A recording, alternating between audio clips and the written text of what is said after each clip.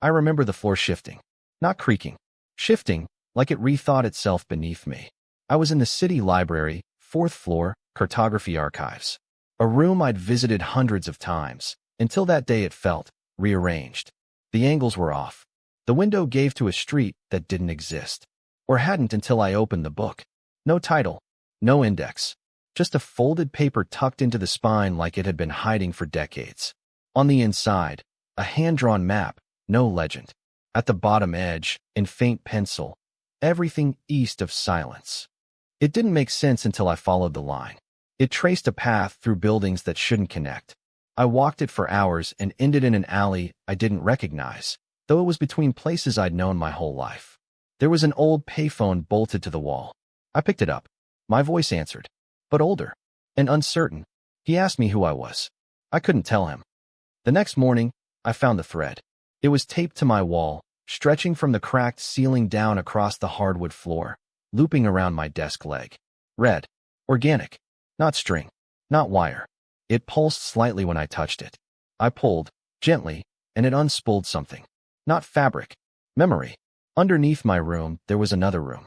Dimly lit. Same wallpaper, but faded, like decades older. And on the floor, dozens of maps. All traced in similar threads. All leading to streets I'd never seen. All signed Delta version. Cartographic retrieval in progress. That signature didn't belong to me. Except I recognized the handwriting. Later that week, my apartment disappeared from the city's registry. No mail. No address recognition. I was told I didn't live anywhere. I brought a lease. They said it belonged to someone else. A man who vanished in 1993. They showed me his photograph. It looked like me. Almost. But the eyes were wrong. One of them had been drawn over with graphite. That night, my walls whispered coordinates. I understood none of them.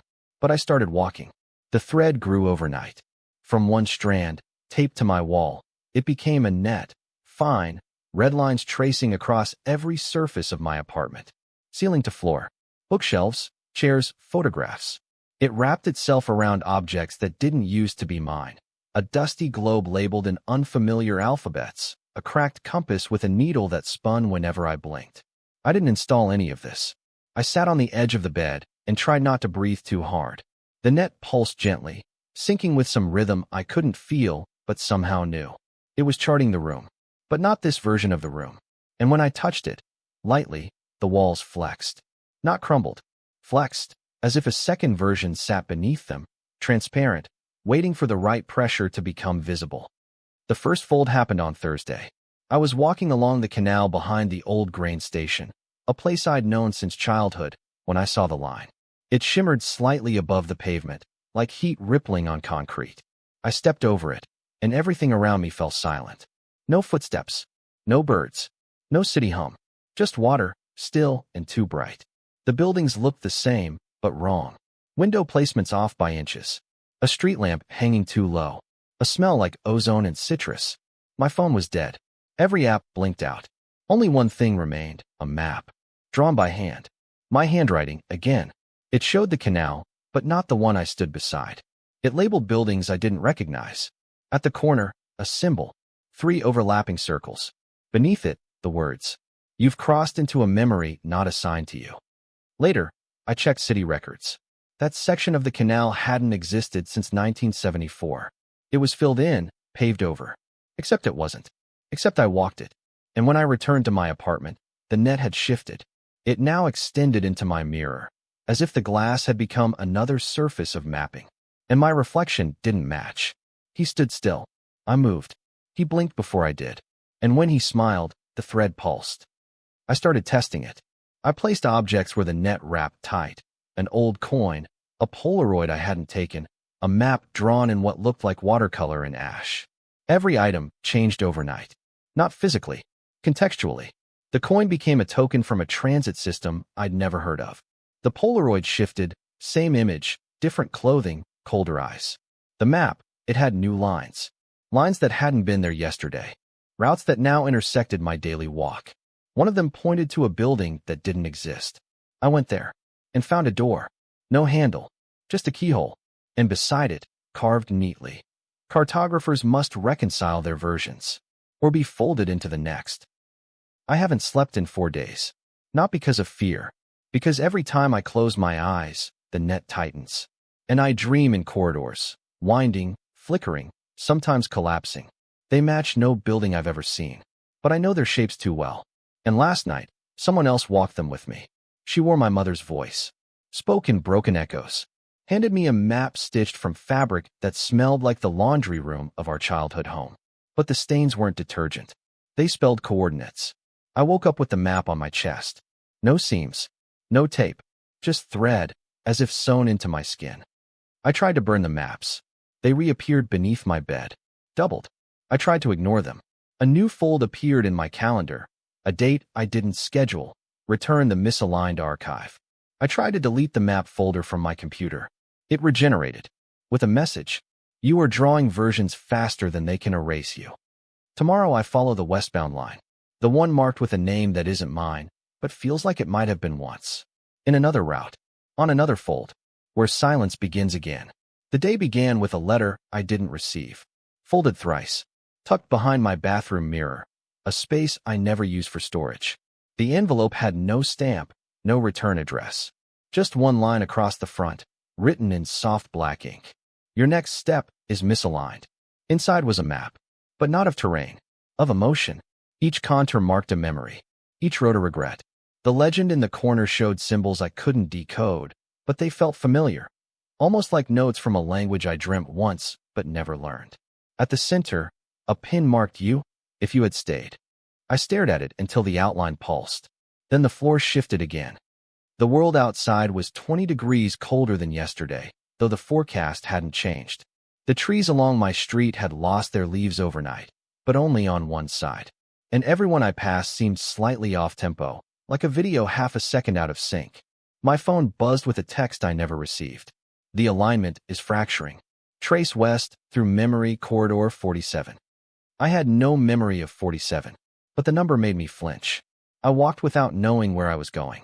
And yet, each turn felt pre-written, as if some version of me had already mapped the route, and I was just echoing his steps. At the end of the block stood a building I didn't recognize. Same dimensions, same foundation, but different materials, darker, older.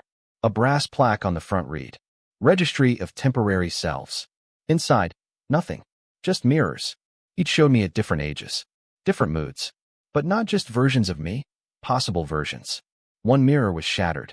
Behind the cracks, my reflection blinked. I didn't. That night, I revisited an old journal entry from years ago. The handwriting matched the map, but I never wrote this. Every time you skip a memory, you lay track for another self to ride. The cartographer's job isn't to reveal, it's to collapse the false roads into silence. The corners of the page had smudged.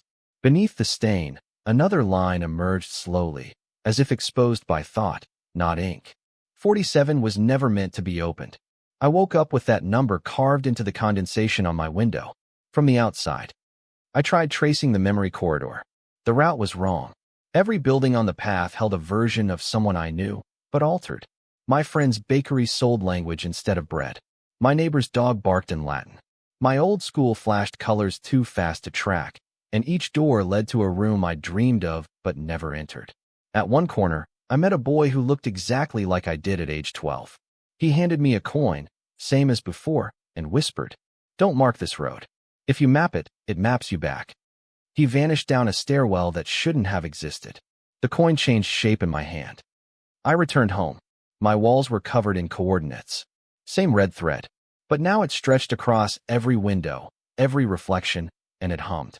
A low tone, almost musical, almost grief. I'm beginning to think the maps aren't showing paths.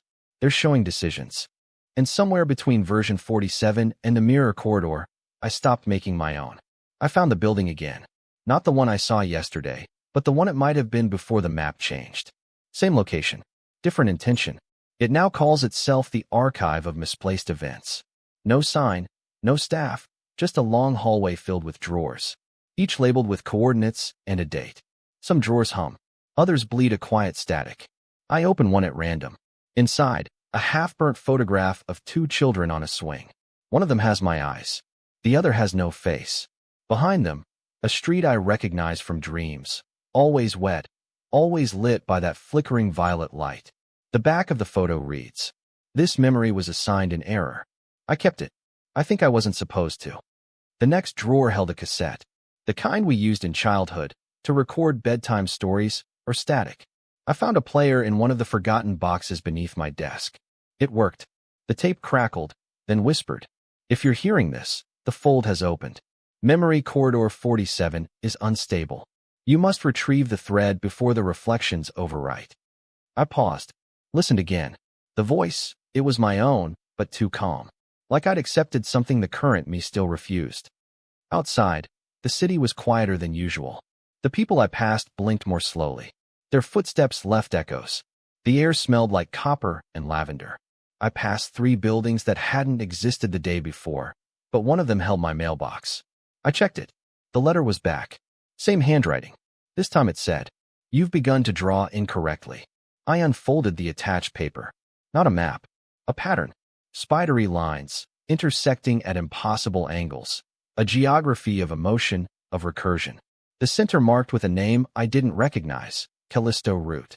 Underneath, Cartographer, version 3. 2 rejected. I looked at the lines. They started moving. At home, all mirrors are covered. Not by me, by something that visited while I walked. Sheets. Tape. Written words. Reflections are drawing ahead of schedule. I tried lifting one. My reflection didn't match. He watched me like he had something to say, but no mouth to say it. And his thread, the red one, was wrapped around his hand, not his room. He pointed somewhere behind me. I turned. There was nothing there, but I still heard footsteps. I reviewed my original map logs. The ones I thought I drew weeks ago. They've changed. Routes lead to dates now. Streets correspond to dreams. The net of threads is no longer wrapping my apartment. It's converging on the corner desk drawer. I opened it. A key. No label. But its metal was warm, like it remembered being held. I looked at the wall. One panel had shifted. Behind it, a door. No handle. Just an indentation. Just enough for a key I shouldn't have. I inserted it. The room behind smelled of pine needles, basement dust, and nostalgia so thick I almost forgot my name. Inside, journals. All signed with my name. But each one wrote of lives I never lived. Cities I never visited. People who knew me too well to be invented. One line repeated in every volume. Every map is a version. Every version seeks return. I haven't closed that door. I think the archives want more than storage. They want reconciliation. There is a presence behind the thread. I used to think I was mapping absences, empty space, lost memory, skipped versions of streets and selves. Now I realize, something watches through every route I chart. Not a person. Not quite. More like a recursion. Today the thread led me beyond the city. Not physically. The room collapsed, tilted slowly, then unknotted into a slope. My desk and walls held their shape, but the light shifted. It pulsed blue every 7 seconds, and with each pulse the room seemed rewritten slightly. Windows changed size, the dust rearranged, the door moved 2 inches to the left. I followed the slope. It opened to a station underground. No trains, no exits. Just chairs arranged in patterns that implied someone had once understood the geometry of loss. At the center, a monitor, flickering. On screen, a conversation. Not in text, but map fragments stitched into dialogue. Curves as questions. Borders as denials. River lines as silences. The screen blinked once, then printed a sentence I didn't type. "How long have you been mapping what you forgot?" I didn't answer, but the monitor printed another line anyway. "The observer has logged your echoes." Later I found the log. Inside my own archive folder. Newly generated. Time-stamped with yesterday's date, though I didn't work yesterday. The file opened itself. Subject, Cartographer, unconfirmed original. Status, drawing faster than sync permits. Risk, spatial bleed/identity drift. Recommendation, archive containment or version merge via fold. There was a note at the bottom. If the map begins asking questions, do not reply. I started noticing a new color in the thread. It wasn't red anymore. It had streaks of gold, faint, flickering. When I stared too long, I felt motion sickness. As if the thread was showing speed, not place.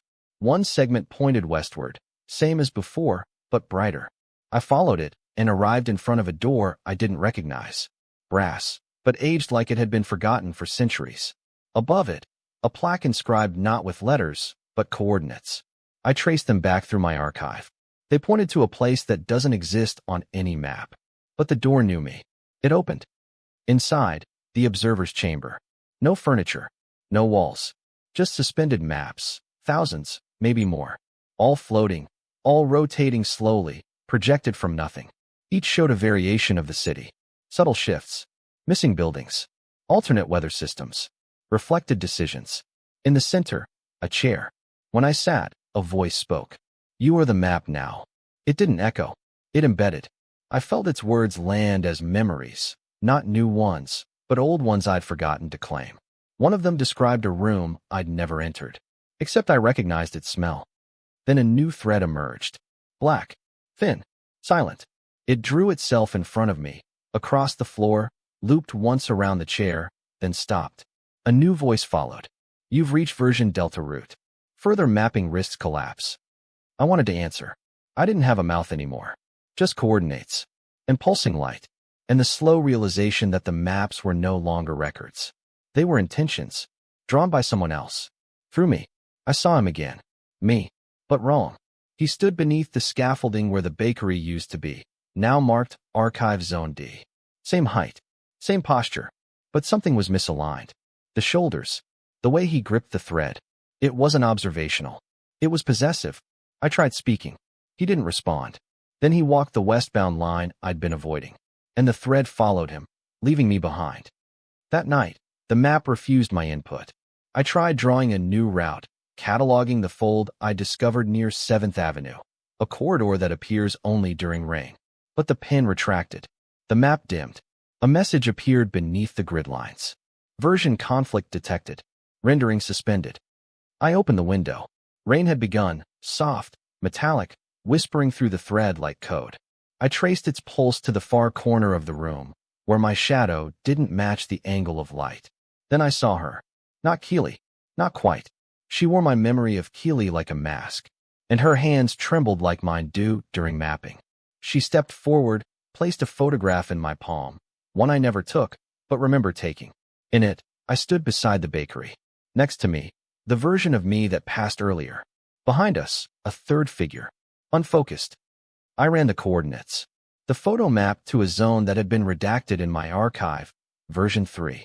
4, rejected lineage / emotional unstable. It shouldn't exist. But the map blinked, briefly allowing access. I entered. The building was taller than memory. Inside, staircases fracturing halfway, echo loops of conversations I haven't had yet. On the 6th floor, a door marked Unclaimed Self, Interview Chamber. When I entered, the lights faded. A voice spoke. "Which version did you fail to become?" I answered before I understood the question. It printed my reply across the walls in looping cursive, the one that waited before mapping. The thread curled around my wrist during sleep. I woke with coordinates etched into my skin, not ink. Just presence, like the memory of a burn. I traced them back to a day I don't remember, though my journal swears I lived it. I visited the site. A bench where 2 people sat, a child and a man. Both wore versions of my face. They didn't see me, but the child leaned into the older figure and whispered, "I like this reality better." Maps began appearing across the city. Not on paper, in reflections. Shop windows, puddles, mirror panels. Each one glitched slightly. Each showed new paths. Each marked Delta accepted. People began following them. Sometimes they returned. Sometimes they didn't. One of them, a woman with thread woven through her hair, smiled as she passed me, handed me a journal. Inside, an entry signed with my name, dated 5 years from now. It read, "When you meet the one who doesn't need the map, follow them. They remember where the real exit was." Keely's signature reappeared today, briefly, drawn in condensation on the west mirror, though the mirror hadn't existed until the rainfall triggered its mapping. It said, "Version 2, 1 waited. Version 2, 1 forgot. Version 2, 1 was archived. You are not version 2, 1, yet." I tried to erase it. The glass wouldn't smudge. Tomorrow I walk the same path he did. Not because I believe it will return me, but because some versions must collide. Before the map gives permission to rewrite. I retraced his path at dawn. Westbound, as predicted. The air was colder there, not temperature, but recollection. Memories I never processed stirred, half-formed, just beneath the texture of the thread. It didn't hum. It pulsed, like it was sinking. Each block I passed showed signs of revision. Signs were written, windows displaced, time misaligned by milliseconds. At the fountain, the one broken since version 1.8, a woman knelt with both palms submerged. The water didn't ripple. It mirrored her exactly. Even the blinking, even the hesitation. She spoke without turning. He was archived twice. Once by choice, once by negligence. I felt the thread tug toward her. It resisted my grip, so I let it lead. Beneath the city, past the corridor with blinking interviews, the cartography tables had been dismantled. A new kind of map stretched across the floor, hundreds of overlapping transparencies, each etched with a route the thread refused. I saw my handwriting on 5 of them, and hers. Keely. Again, but no longer masked. She had aged, or regressed, or diverged. She was watching me watch her. Then she offered me a knife. Not weaponized. Ceremonial. Thread length carved into the handle. My initials, inverted. Cut the routes they made for you, she said. Map with refusal. That's how you reclaim authorship. I didn't know what to do, so I sliced through version 2.1, the one she said I wasn't. It bled ink. The map flickered, not in protest, but in relief. Thread unraveled from the corners, retethering to the routes of my choosing, including those that led nowhere. Every delta accepted began morphing into delta defied. The city responded. Archive walls blinked off. Mirrors shed their reflective burden. Echoes looped forward instead of back. And on the train station bench where the child had spoken his preference, I saw a new message carved into the wood. Version 0.0. The cartographer before the cartography began. Tomorrow, I redraw everything. Not to escape the versions, but to make them follow me. I redrew the city at midnight. No grid lines. No scales. Just collisions. Memories stacked without chronology. Keely's knife rested beside me, its thread-length handle now softened by repetition. Each stroke defied the map's logic, as though cartography had become choreography, movement guided not by destination, but by recognition. As I drew, the map responded. Not visually, sonically. Every rejected line triggered a tone. Every recursive path, a hum. Soon, the apartment filled with layered frequencies, thousands of routes whispering their existence through sound. I understood. Then, the echo algorithm had awakened. A resonance-based mapping protocol, buried since version 0.7, deemed unstable, emotionally volatile. It mapped not locations, but the decisions made near them. I followed the sound to the edge of the archive district. There, a single building remained untouched, a data vault shrouded in projection haze. Its entrance demanded credentials I discarded, but the thread pulsed. It mimicked heartbeat, so I leaned in. The wall dissolved. Inside, rows of chairs, each occupied, each version of me, some asleep, some rewriting pages. One, closest, stared directly at me. She was me, but younger, but smiling. "Did you bring it?" she asked. I didn't answer. Instead, I held out the map. She nodded, then whispered, "We never mapped the exit. We only traced the moment before someone needed one." She tapped her wrist. A thread anchored there, luminous, serpentine, shimmered through the air. It passed through all of us, looping to a central pillar marked Echo Threshold. The map began transcribing its own frequencies. Sound converted to route. Route converted to memory. Memory to decision. The vault lit up. Suddenly, locations appeared that defied context. Not places. Experiences. Rooms I had forgotten entering. Sentences that had never been said, but lingered like they might have saved someone. A classroom filled with static, chalkboards showing phrases I nearly spoke. A beach I never visited, but whose sand still clung to my socks. An elevator where Keely held my hand, though we never shared elevators. Each location demanded a choice. To archive, or to echo. I echoed, and each time, a version of me vanished from the chair, until only one remained, the eldest. She traced my face with her eyes, nodded, then said, "Cartography was always recursive, but you broke the recursion. Now we map the algorithm." The echo algorithm began rewriting public infrastructure. Crosswalks hummed decision frequencies.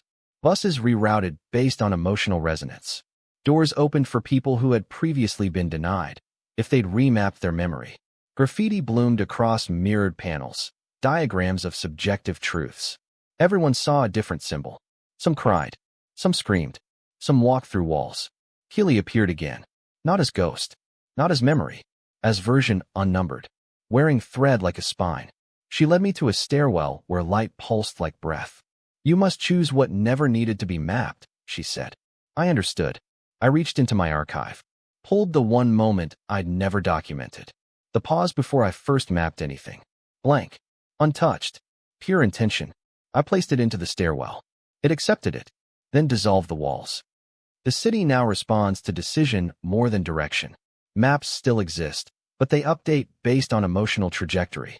People carry threads not on wrists, but in language. Echo me means I remember like you do. Archive that means I need space between now and then. Version unknown is a compliment. I walk daily, not to navigate, but to resonate. Sometimes paths appear. Sometimes they vanish. Sometimes Keely walks beside me, saying nothing. And when we pass the bench, the child always looks up, smiles, points at the sky, and I see a route drawn in the clouds, one I'll never trace. Because some echoes don't require movement, only presence. The map did something new. It stuttered, not glitched. This was intentional. A designed pause, a space between frequencies where meaning could no longer stabilize. I held the sheet up to the light and saw the hesitation encoded in the folds, repetitions where none should exist, like déjà vu forced into cartographic form. It wasn't broken. It was speaking. I followed the stutter north. The route was faint, marked only in missed footsteps. People around me whispered in version speak, truncated phrases, recursion glyphs, breathless syntax that meant more than words ever could. At junction 17, a door had appeared. Not on any map. It pulsed with the algorithm's low hum. Inside, nothing but mirrors. Each mirror whispered a fragment of myself, reassembled through resonance. You archived her before you knew her, one said. You echoed a moment that never consented, said another. The map forgives, but it remembers. I stood still, echoing in silence, until the stutter returned, louder, almost musical. It called me forward. The room beyond was shaped like a comma. Walls dipped mid-sentence. Ceiling flickered between past and conditional tense. There, on the floor, lay a scroll, ancient, synthetic, woven from thread and memory. It bore the emblem of version 0. 0, the cartographer before cartography. Beside it, a pedestal. Empty. I placed my stuttering map upon it. The room recalibrated. Maps across the city blinked out. Every echo recalculated. The algorithm paused. And from the pedestal, a new language unfurled. No letters. Only pauses, marked by breath lines and recursion arcs. It told no story, but it made you feel like you were part of one. Keely appeared, carrying a lantern made of archived light. Old versions collapsed into glow. We speak in error now, she said. Because truth was always a deviation. She handed me the lantern. The next map won't show paths. It will show the reasons you didn't walk them. The city became dreamlike.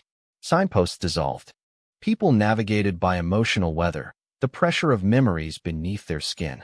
Rain fell in punctuation. Fog carried footnotes. I carried the lantern, tracing a new kind of route, hesitation paths, places where someone once paused too long and changed the future. I documented them, not with ink, but with forgiveness. On the final rooftop, beneath cloud glyphs and abandoned thread lines, I found the bench. Not the one from before. A new one. Unmarked. Unmapped. The child was there. Still silent. Still watching. Beside him, an empty journal. No thread. No algorithm. Just pages. I sat, and for the first time, didn't write. Not because there was nothing to say, but because the stutter was enough. It echoed. It waited. It forgave. I returned to the journal. Still unwritten. Still waiting. Not for words, for recognition. The bench beneath me pulsed faintly, as if remembering every version that had paused here. The algorithm had dissolved, yet its rhythm lingered. People passed, unaware of the stutter woven into their footsteps. A reality unthreaded still carries echoes. Keely sat beside me. No entrance. No reveal. Just presence. Her voice was quieter now, as if shaped by atmosphere, not speech. What remains when the cartographer forgets the map? I didn't answer. Instead, I opened the journal. Every page was translucent.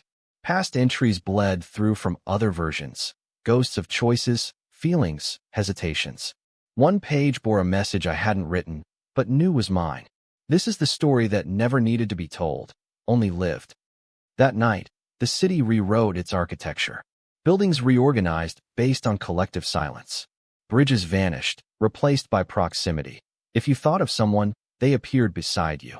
Doors no longer led to rooms, but memories shared by two or more minds at once. Maps were irrelevant. Breath was the new syntax. Pause was punctuation. I walked. Each step generated narrative. Not just for me, but for anyone listening. Strangers glanced up, recognizing fragments of themselves in the cadence of my movement. Some nodded. Some wept. All walked onward. Keely led me to one final space. A field where thread had once grown wild. Nothing remained. No lines. No echoes. Just potential. She handed me a seed. It carries no map. Only recursion. Plant it if you wish others to choose their own exit. I did. And the field responded, not with growth, but with dispersion. The seed unspooled, turned to light, and vanished. Every version I had ever been, ever refused, ever mourned, stepped forward from the horizon. They did not speak. They stood beside me. And then, each walked in a different direction. None asked for directions.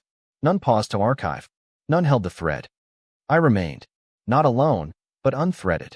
The final cartographer, author of maps that breathe, forget, forgive, and stutter. The journal closed itself, not in finality, but as invitation. Above, the clouds rearranged themselves.